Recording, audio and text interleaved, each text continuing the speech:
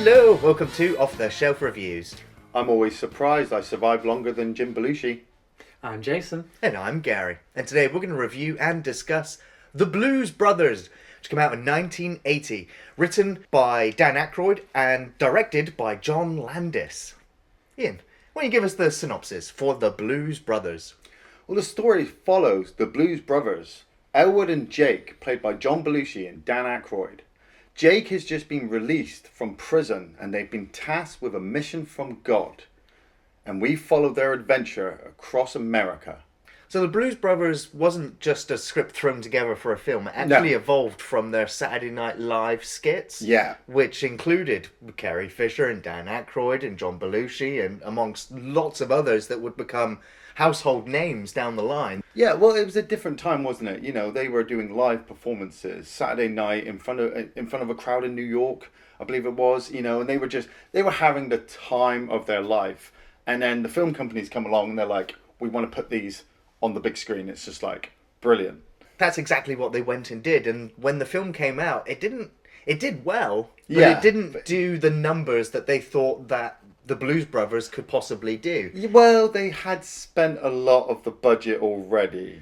Did you know that part of the budget included the accommodation of cocaine? Yeah, I read that. I was checking the notes for this film, and one of the things that first popped up was the fact that John Belushi was drunk and high throughout the entire production of the Blues Brothers. No fucking way. When I saw this film, you know, it wasn't until late 90s. You know, it's just like everyone's talking about the Blues Brothers. I see it on VHS. I'm like, I'm picking it up. I go home, I watch it. Absolutely love the movie, love the comedy, love the acting, love the music. Just by the end of the film, I'm just so happy and warm inside that I've spent this journey with them. Then you go back and read the notes, and you realize that at this time, cocaine was just being forced on people. Here's a shit ton of cocaine. Go make a film. You going to the beach today? Don't forget your cocaine. Oh, gotta take the kids to school. Right, packed lunches, keys, cocaine. You know, and we're just gonna go. And John Belushi at this time was dabbling, I suppose we can say, and because of his lifestyle, because of how frantic and energetic and, you know, always off the wall he was. I look at it now and I'm like, at what point was he not on cocaine?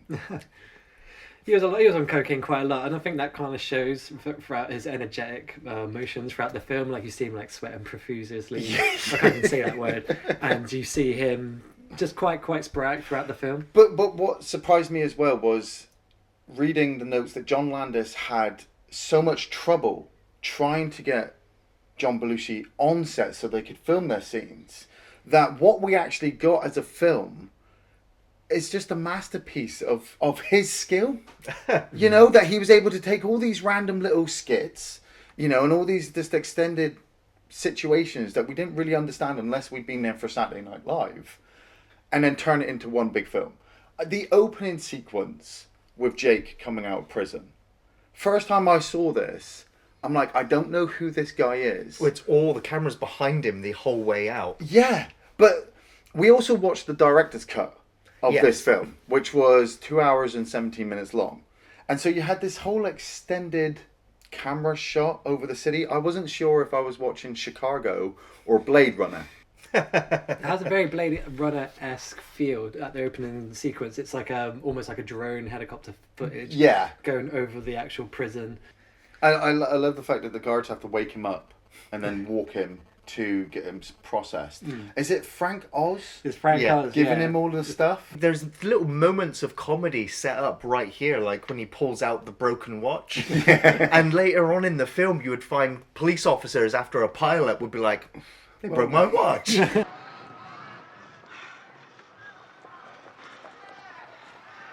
broke my watch.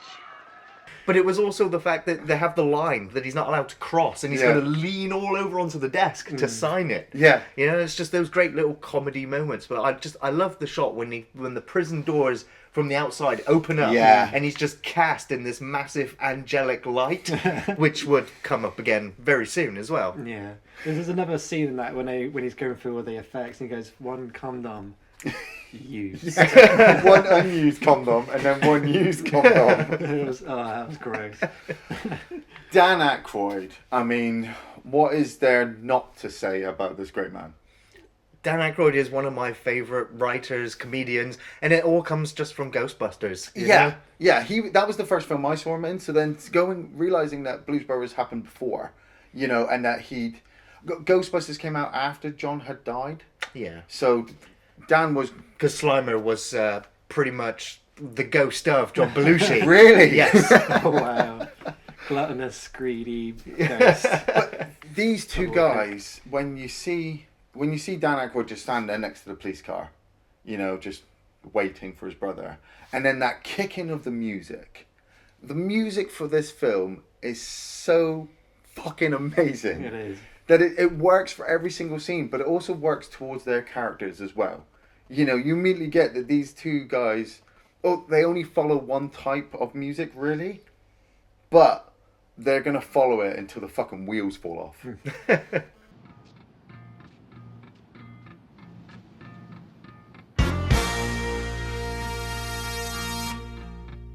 I like how you just hear it in the background, build up, and then it goes dun dun dun dun dun dun, and you just see them two give them a big old hug. Yeah. I think that's just a really great scene, and again, hardly any words are spoken throughout this entire scene, right up until they get into the car. I gotta admit, I was a bit teary-eyed. Knowing that he passed away, seeing that hug on screen, it's just could that have been one of the last few hugs that he'd probably given him? Stands a chance. But then I also thought, well, how high are they at this point?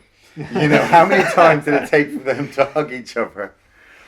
But then they decide that they're heading back to their childhood orphanage. And looking on the notes, it turned out that Jake and Elwood had grown up in this orphanage at a very young age and had learned everything about R&B and jazz from Curtis, the janitor, I suppose. He's played by Cab Calloway. Oh, yeah. Is it his Minnie the Moocher? Oh, mwah.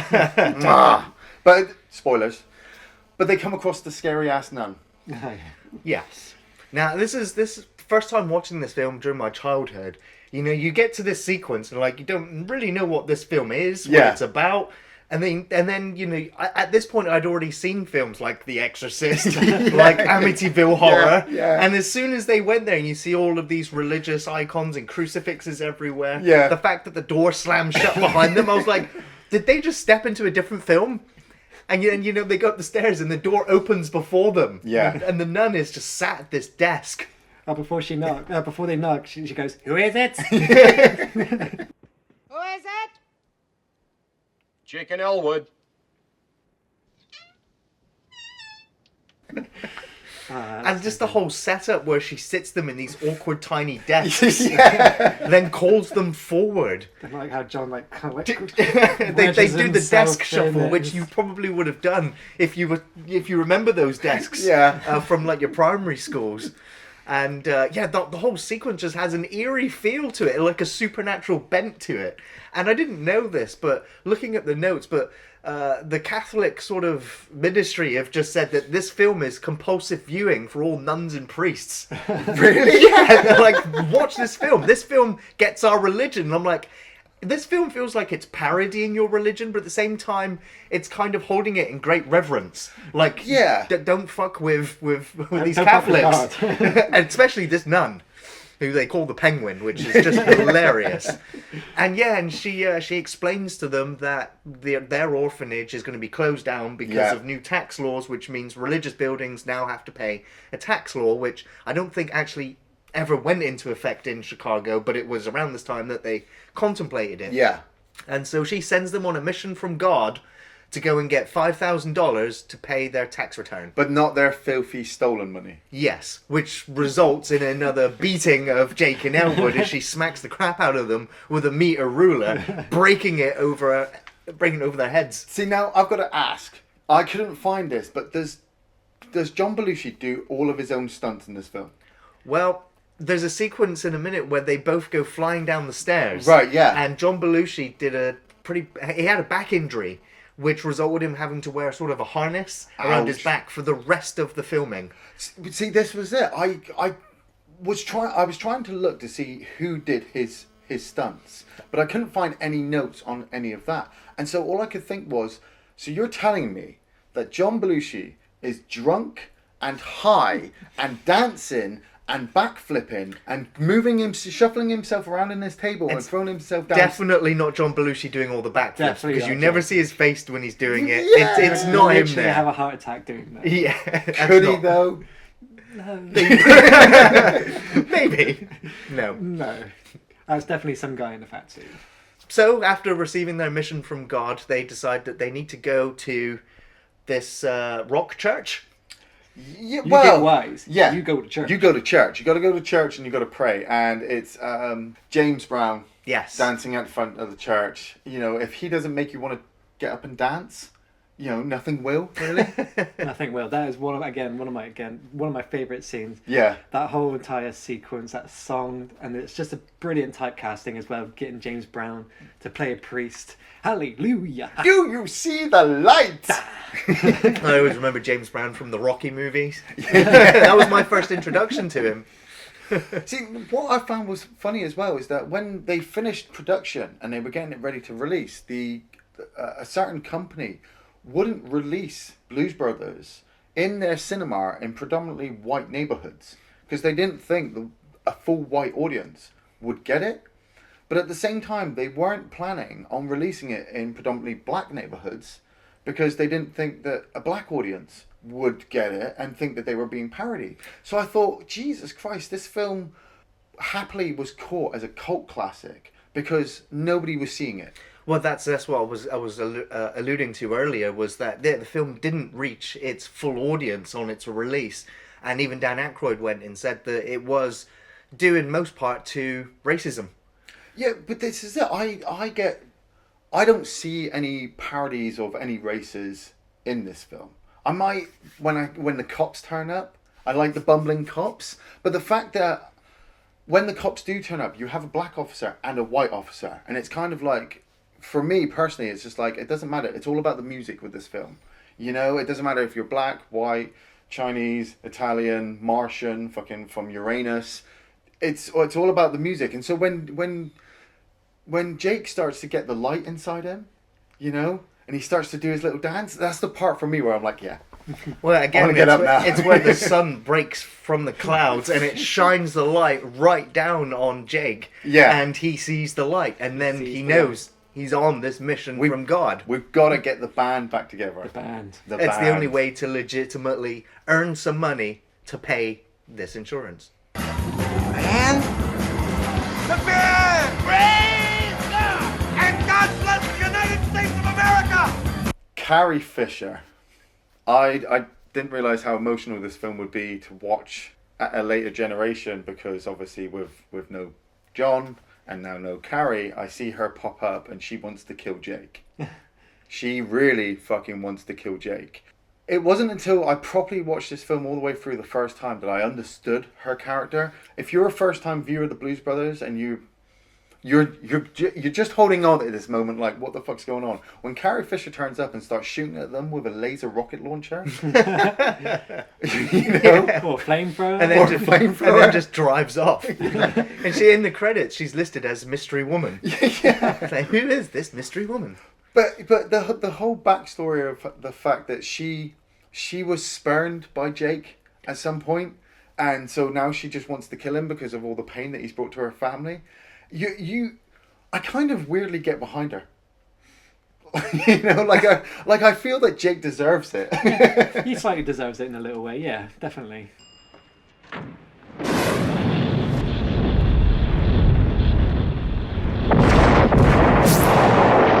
Another good thing that the Blues Brothers got is great car sequences. Oh, hell yes. This movie wrote the book on how to do a car chase. Yeah. First of all, they run a yellow. They definitely ran a yellow. In my opinion, it was yellow. So. Yeah. Yeah, he just speeds up for it. But like I said, they've got the two different cops, and it just comes up on the screen saying "arrest driver immediately." All these parking violations and things. Yeah. That was funny. And they just get chased. And this was another point where I'm like, I was looking for stunt notes. You know, I wanted to know who was driving the car, driving the Bluesmobile, because I can imagine that there were stunt drivers for the police car. That's very Yeah. easy. But I'm seeing Jake and Elwood in the car as it's spinning around, as it's speeding off. How droll the script is between them. How they're just continuing this kind of boring conversation while they're bombing around corners. As if what's going on around them is not really happening. But then again, you can see the rear projection in the car anyway, especially watching it today. You're just like, you can see how fake it is. But when you see all the exterior stuff of the cars skidding around and moving around, that was all practically done, and it still looks great. It's just, they destroy that mall. They tear that mall to pieces. And it's, watching this as a child, you're just like, you've never seen anything like this. No. Like, it's the first time I'd ever really seen a shopping mall of that size. And then seeing a car driving around through it, it's just amazing. How much glass. I know. When I first watched it, I always was like, that's the first thing I ever wanted to do when I got a car was to drive through a shopping mall. Listening to blues, like, at the same time. Now, they had to refilm a lot of the takes for a lot of the chase sequences because the footage just looked sped up and it didn't look real. Right. And so they had to refilm the sequences and put extras in the background. Yeah. That were moving at normal speed, so to give you to make everything work, so that it didn't look sped up, so that it did look authentic, and that there was real people trying to dive out of the way of these collisions. Dive out of the way, yeah. I don't think those people had insurance, half of them. Well, a lot of them were the stunt extras, so yeah. But they were prepared for high speed cars flying through this mall. All the insurance is spent on John Belushi's coke. yeah.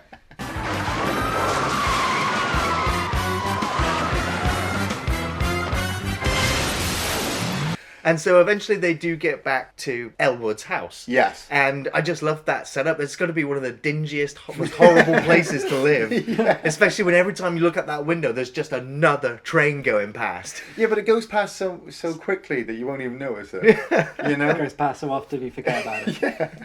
And now we get introduced to another one of my favourite actors. The legendary John Candy is leading a police force to go and arrest the Blues Brothers. And they get right up to the Blues Brothers' front door. They're just about to break in when Carrie Fisher turns up again. And when did she put the explosives in the building? Has she been following Elwood this whole time? Yeah, that she's lined the whole building like, yep, this will do it. And so she blows up the building, which brings the whole building down.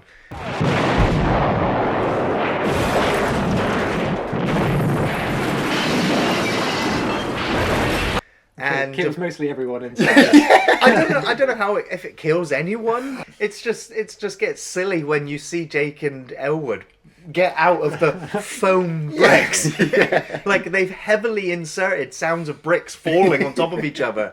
But when the bricks hit other bricks, they bounce. They're literally bouncing off like they're in a foam pit. And, seeing past that there, it is funny. Yeah. You see them shake themselves off. It makes me laugh because you see the police officers get up and he's got a brick just sat on his hat. I'm just like, what? I love how John Candy's all positive throughout this whole film as well. Always, like every silly situation they get into, he's just laughing about it. Like, hi, we're in a truck. And he just laughs as it fades out on him. What number are we? 5-5. Car 55. We're in a truck. So, like I said, with the director's cut of this film, we have to see Elwood go and quit his job. And I was very surprised by this because I've only ever seen one version of the Blues Brothers. And then for the review, Gary said, look, we've got the director's cut. And I thought, fucking hell, there's a director's cut? What more have I got? There's a few extra scenes, but this scene, this boss sequence, for me, cemented that this film does not need a director's cut. Because, well, first off, we see Elwood without his sunglasses on. He's got normal work tech glasses. So you can see his eyes, which you never see the Blues Brothers' eyes until one point in the movie. But that's coming up soon. With this sequence, when he sat talking to his boss and he's just like, yeah, I'm going to go be a priest. And the guy's just like, yeah, that's really good. I hope you do well. I'm like, this isn't weird. This is weird. Let's get back to the car. I have to admit, I've only ever really watched the theatrical version of Blues Brothers. I've only been like a handful of time I watched the director's cut, only for the simple fact like I don't feel like it needed a director's cut. Well, the original script was like 4 hours long. Yeah. And Dan Aykroyd always said it was meant as a 2-movie piece.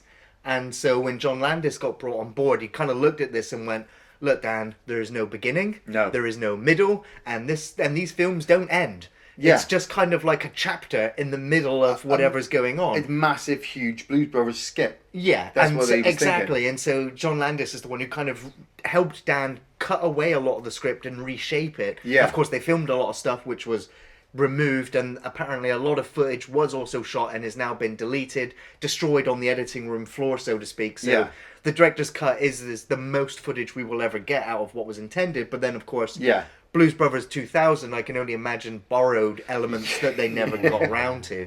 Yeah, I'm just going to say right now, I've never seen Blues Brothers 2000. I did want to, and then when it came out and was absolutely destroyed by everybody, I was like, I'll save my time. yeah, I'll stay away from I've it. seen it once and that was enough. The band has to get back together, and the situations the brothers get into just to get their guys back. I love mean, it when they turn up to the restaurant. the French restaurant. The French restaurant, and they just barge their way in. They sit at this table. They start taking food off other patrons. Yeah, I wanted. I love the sequence where he turns to the family. He's like, "How much for your daughters? How much for your wife?" Oh, how awkward was that joke now in this kind of PG generation we're That in? would be really awkward. Yeah, but for Jake it works, and I want to know what the maitre d' owes to the Blues Brothers that he will literally give up this job. You know, he's not willing on finding them or calling the police or having them removed. You know, there's no whole side adventure about them trying to get them. It says that Jake went to a prison for him, didn't Yeah, he? For him, yeah. For the band. Like, Yeah. And he just they convince him. I love the Aretha Franklin moment. Yeah, that's a great moment. You know, Really great is it BB King out in the street? Oh, playing it's his Johnny, song? Johnny Lee Hooker outside. John Lee Hooker. Yeah, the Aretha Franklin inside, yeah. Oh, that boom, boom, boom as he's coming down the street. Like I said, music's absolutely amazing. And then they walk into the restaurant with Aretha Franklin, and she's taking the order, and it's just like, yeah, can I have a white piece of bread toasted? What do you want on that? Dry white toast. Just dry white toast. And what do you want? 4 white chicken, No, 4 roast chickens. 4 fried chickens and a Coke. And a You want Coke. chicken legs or chicken wings? 4 fried chickens and a Coke. What do you want to drink with that? Nothing. I love the guy who's on the saxophone. He has no lines as well. Like he just plays the saxophone, man. But he Real good. emotes as well. And am I right in thinking? I mean, I should really probably check this from my notes, but this is all the band from Saturday Night Live. I'm pretty sure these are the guys that they had on Saturday Night Live playing with them that they brought onto the film with them. We, as British people, we never got Saturday Night Live. So all these skits and all these maybe actors from Saturday Night Live, for me anyway, I didn't realise they were like, you know, people from that show. No. I just accepted them as musicians. Like, But they've got this camaraderie as well. You feel that they're a band. Yeah. You know, as soon as you see that guy recognise that it's the Blues Brothers' Orders, you know that he's part of the band, and that this whole band have this connection that they've got to play. There's a magic that the Blues Brothers do when they get on stage that everybody absolutely loves, but they need their first gig, you need their first gig, man. and they haven't got one. And so whilst they got the band back together, they're driving through, you know, some town out in the middle of nowhere, and they come up against this diner. Yeah, Bob's Country House. Yeah. Jake's just like, "Yeah, we're playing here." Here And it the is. sign outside says, "Tonight only, the good old boys." And they're like, "Yeah, we're the good old boys, Blues Brothers group." I love the script how he lies. He tells them that they are the band, and they make the mistake and think Yeah. that they're the good old boys, and the Blues Brothers don't even. Jake doesn't actually say no, we're not, or agree that they are. They just go, yeah, we're the band. They do ask what type of music they play. I think it's, we play both kinds, country and western. Oh, we got both kinds. We got country and western. Jake, are you sure this is the place? Yeah, sure, this is the place. And just the look on all of the people in the bar's faces when they play their first song, and it just goes against Oh. the setup. Chicken wire? I've got to put my hand on my heart and say I've always wanted to go to a bar which has got chicken wire around the yeah. band, So you and can I've throw always wanted to glasses. love You a can throw bottle. bottles at them. Yeah, man, that was my how God. you told the band that you didn't like their song. It was by Well, according to this throwing film, it's also how you tell them that you fucking love their song. I'd never heard of Rawhide before until watching this film, and then hearing the song. I always thought that they spent the whole night playing Rawhide. I think they play like 3 songs on loop, don't they? They play Rawhide, Stand By Your Man Yeah. as well. Like, they must have just played those 2 songs over and over again.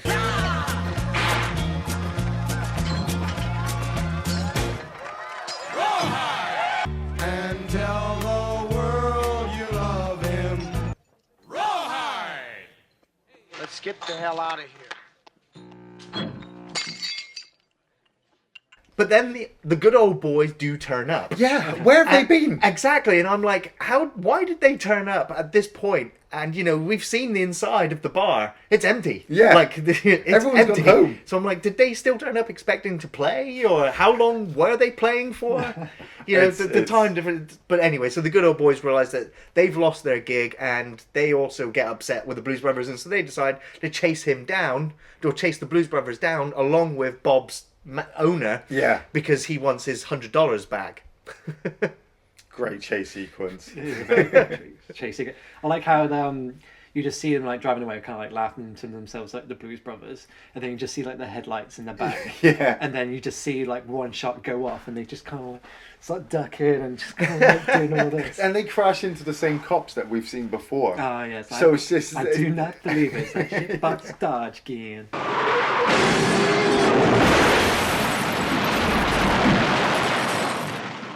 Man, one of the sequences that I want to bring up was the Ray Charles bit. Yeah. You know, doing Ray's the, music exchange. yeah, doing the twist. Like, this was the first time that I'd ever seen Ray Charles, but then I wouldn't actually listen to his music properly until his actual film came out with Jamie Foxx. Yeah.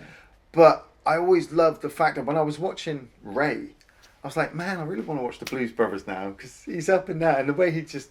Yeah, I'm not going to do it because it probably looks bad with the glasses, but the way he plays his guitar is really... Like the way he plays the piano is really, really good. Shake it, shake it, shake it, shake it, baby.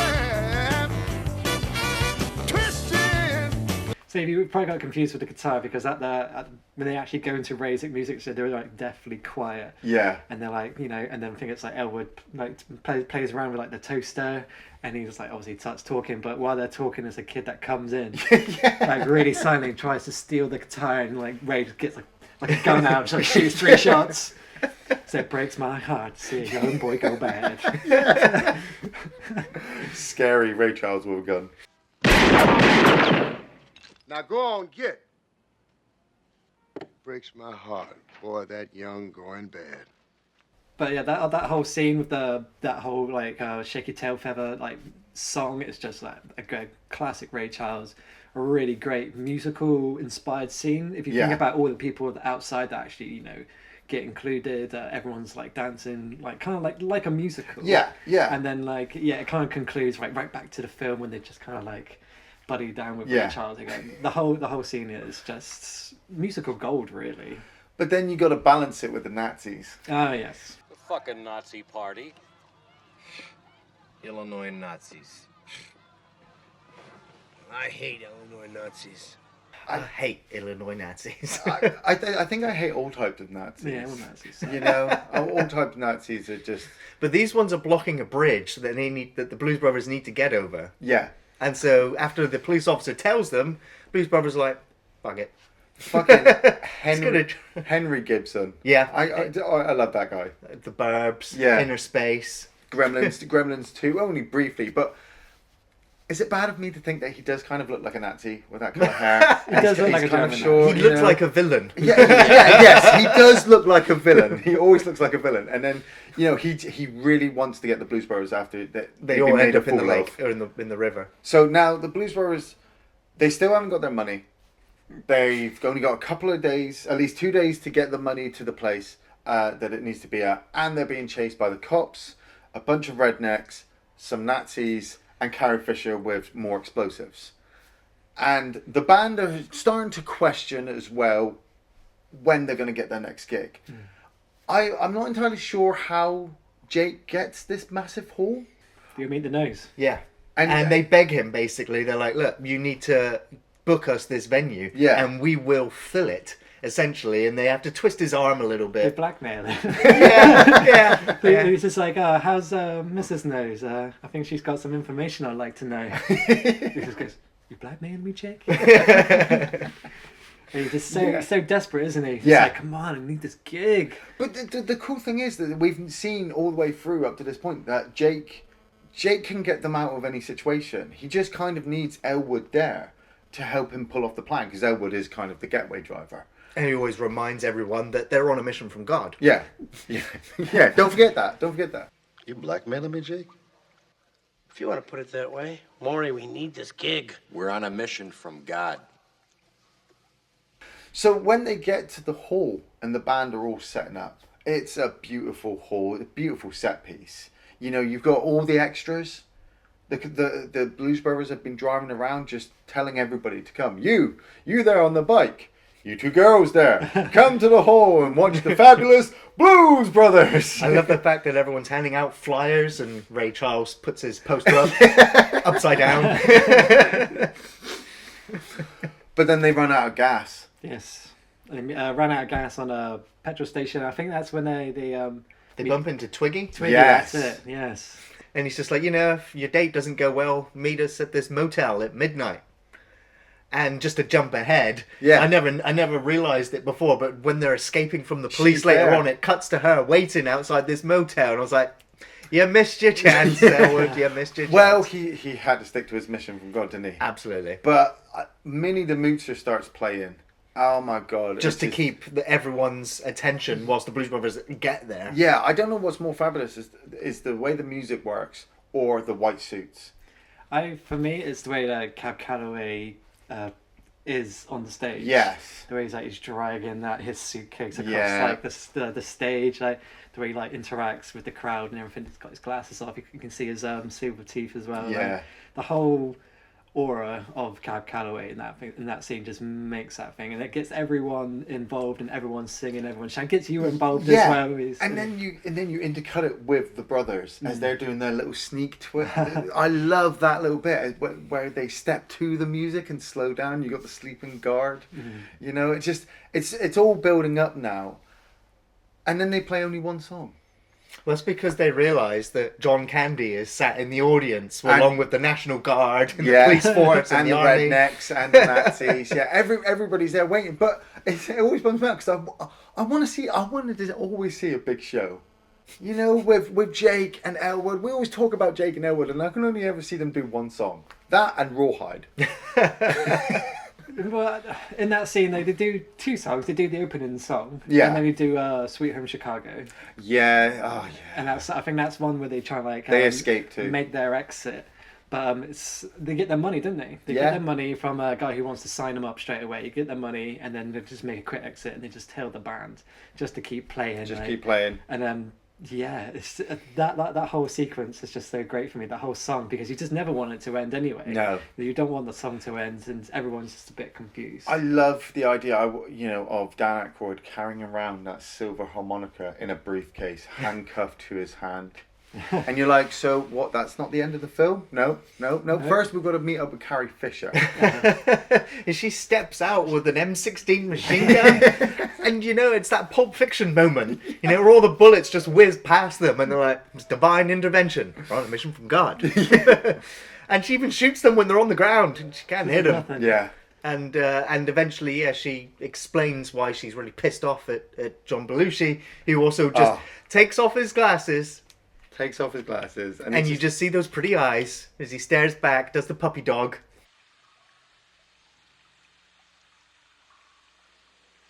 Oh, Jake. Please forgive me, please. It wasn't my fault. There's a tornado. Please, baby. Yeah, I lost my keys. Somebody stole my car. There was an earthquake. You gotta believe me. And it's the way what surprised me was Carrie Fisher was actually going out with Dan Aykroyd. They got engaged. They were engaged on the set of the Blues Brothers, and it's the way that she's kissing John Belushi, who was Dan's best friend, and I love the fact that he leans her down, he kisses her, and then he just looks up and goes, "All right, let's go," and drops her right in the mud. Take it easy. And so, but they come outside and they sabotage all the police cars. Yeah. They sabotage the motorhome that the good old boys are in. Yeah, I don't think glue should work like that. Well, he said it's very powerful glue. Strong stuff. But it has one of my favourite sequences where once they've gotten away, and you always see this in movies like in Die Hard or all these other, that's like police cars surround the building. Yeah. But then when they've got to get away, you see all these police cars forwards, back, can't move. They're all crashing into each other because they've just kind of congested themselves. But then this does lead into probably my favourite car chase in film history. Like I've never forgotten this sequence from childhood, and you know, it's I just unrivaled. Do you know what the weird thing is? I've seen this film loads and loads of times. You say you've never forgotten it. I always forget this car sequence. Really? I always forget how amazing this car sequence is, because whenever I think of the Blues Brothers, I think of the music, I think of the comedy, I think of John Belushi. And the last thing I ever think of is the car sequences. And yet, how do you ever forget something like this? Right. You know? and yet, whenever I watch the film, it always makes me feel good that I've forgotten it, and it still looks absolutely amazing. I love the fact you see the camera speeding down that long straightway, and then it cuts back to them driving in the car, and they just look so serious, just bombing down the road. It's Again, that's my favourite scene. Is that final car chase again with the cars piling up on top of each other. Everything comes to like the penultimate. Everyone's chasing after them one after another. Yeah. It's the sound when they're on the bridge, and it's the sound of the tires on their metal. Yeah. It's the sound of basically no dialogue whatsoever. It's everything in that scene is just brilliant. Going over the bridge and then stopping and going back and doing 3 backflips. Doing the backflip and watching the Nazi car fall from where? Did they fall from space? I have no idea. That's a really, really high bridge. I was just thinking, I was like, how high is that bridge?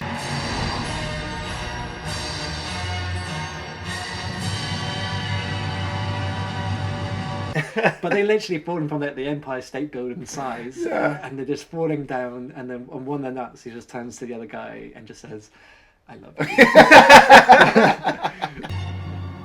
I've always loved you.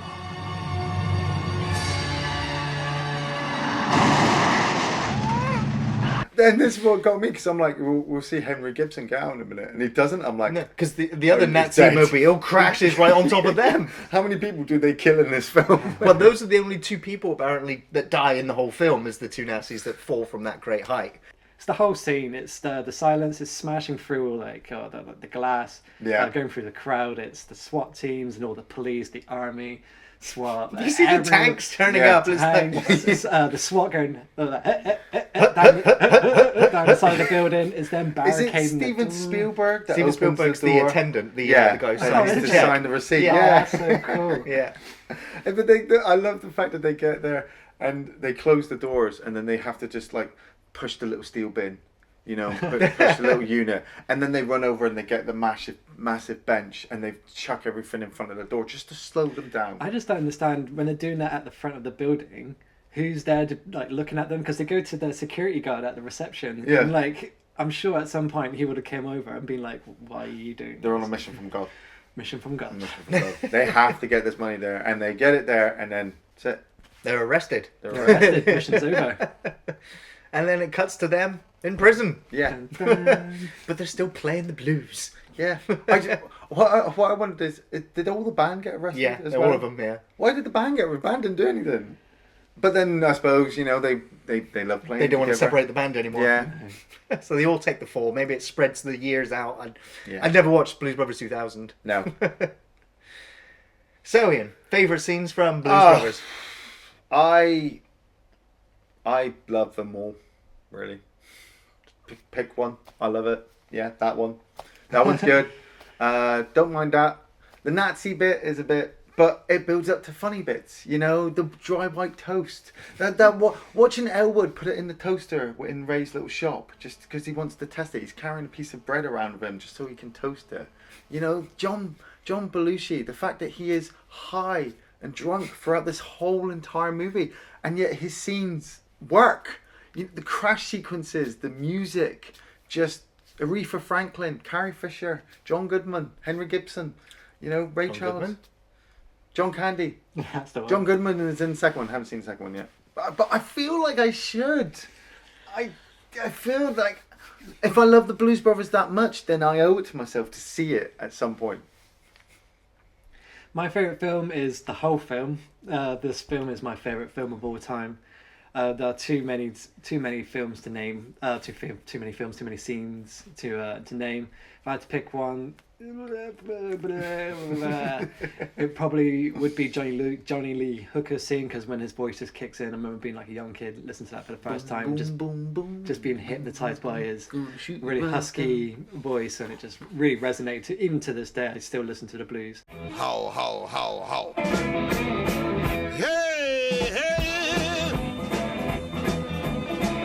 Favorite scene would probably be the ending scene when all the cops like crash into each other. Yeah. And they will just, one of the cops just gets on top of the car and it's like, "You son of a bitch!" Because they must be so frustrated by this point. I don't know. When he crashes into that truck. Yeah. We're inside a truck. How annoyed those two cops must be. They must have been chasing him for like thousands of miles, and that's just to end it in a truck going the opposite way. It's just like, I love John Candy. Yeah. I have so many favourite sequences from the film, so many memorable moments. All of the car chase sequences, the stunt work, the destruction of the mall. Amazing. It's mesmerising to watch. And the music as well just carries you through those chase sequences. I love the building exploding and then walking out of the foam pit.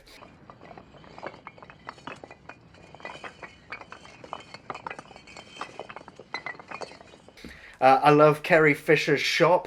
It's the curl up and die. Yeah, curl up and die. You know, there's just so many little comedy moments in the film that you can miss them on your first viewing. Did you notice that when she's looking at the photos of her and Jake, that he's wearing a Blues Brothers suit and glasses throughout all three pictures? Yeah. And the final chase sequence all the way up to the bank and all of the soldiers going, hut, hut, hut, hut. It's just ridiculous, but it works. Yeah. It really does work.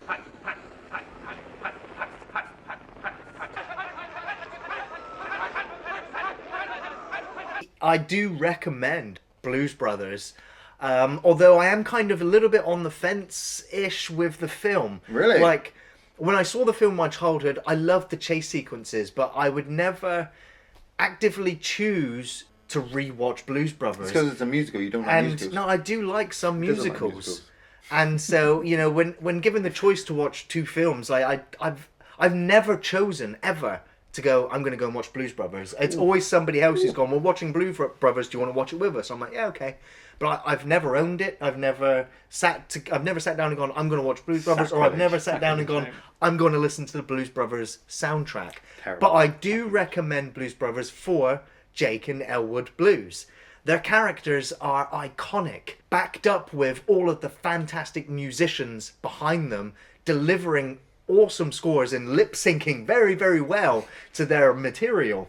The film has an energy about it, especially John Belushi and Dan Aykroyd. They just have a chemistry, they have an idea, and it works. Cocaine chemistry. Yes, yeah.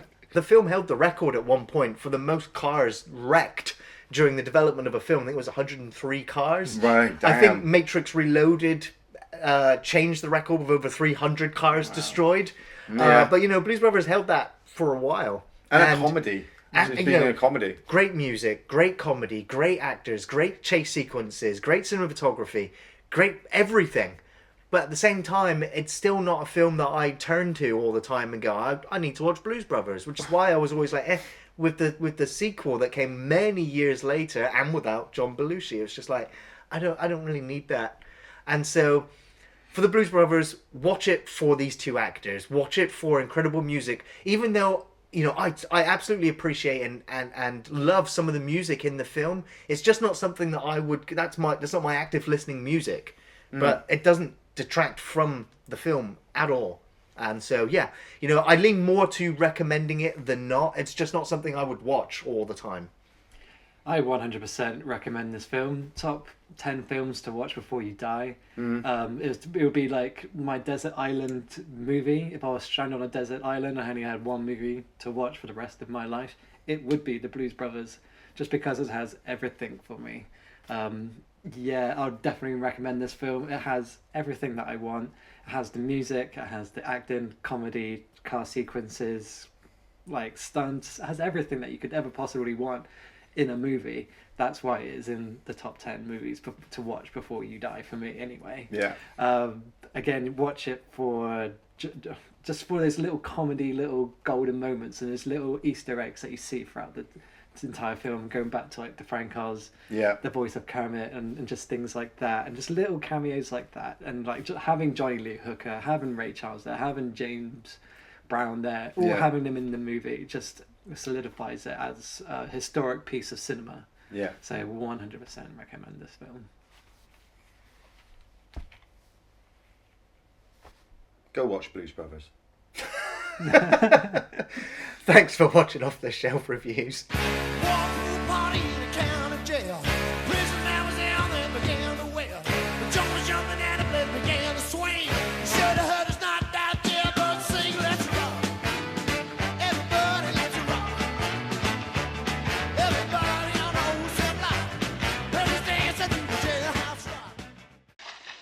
Take it easy.